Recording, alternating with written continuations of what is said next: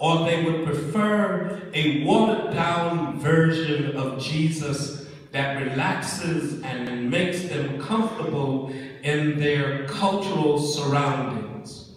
Rather than engage the culture, for many Christians and for many of us, it is easier to succumb to the social values that are anti-Christ, anti-church, anti-God, anti-Christian. Let's just crawl into our ivory towers of religion and wait out the second coming of Christ. David Platt writes in this book, and I would highly recommend it to you, A Compassionate Call to Counterculture. And he says that it's easy for Christians to rail against popular causes such as sex slavery and poverty and homelessness and other more neutral social issues. But it is quite another matter when we begin to take a stand against abortion.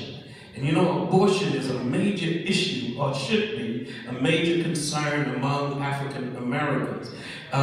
When we take a stand against same-sex marriage or sexual immorality, when we stand over and against these kinds of things, we run the risk of being labeled a fundamentalist radical who is out of date and out of tune with the times. We run the risk of being called a religious rhetoric who refuses to accept the fact that the values of 21st century people have changed and therefore you must change with it. But when I read the Bible, it says, God says that I change not. I am the same yesterday, today, and forever. I ask you, who are we called to be? Who are we called to be? And that's a question of ontology. It's an ontological question about who are you and who are you called to be, and are you going to be who you are called to be? I say we are called to be unapologetically Christian, and that we are not social or cultural representatives of our society. Jesus said that if anyone will be ashamed of me and of my Father in this adulterous generation, then I will be ashamed of you when I come before my Father. Throughout the world, there has been a sexual revolution that is snowballing into an uncontainable new reality of social, of personal sexual freedom. Fornication, adultery, homosexuality, lesbianism, and sexual immorality of all types are viewed as one's personal right to be and do whatever you please. These practices are supported and advocated in movies and television dramas, daytime talk shows, and programs that are clones of the Jerry Springer Show.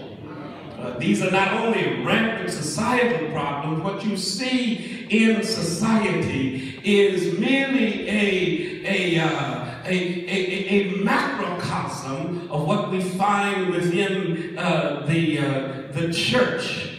We find some of the same things that show up in the church, and they show up here in 2nd Calvary as well. So whatever you see going on in the larger society, there's also a presence among Christians. That's why this particular letter was written. These words were written.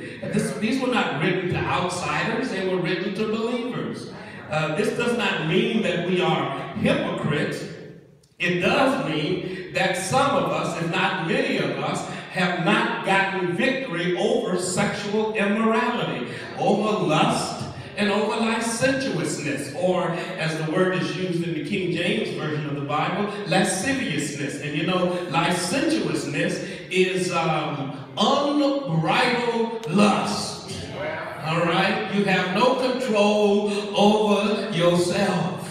Just unbridled lust. At the heart of this message today is the question, what is and should be the Christian's response and position regarding human sexual behavior? Now, you know,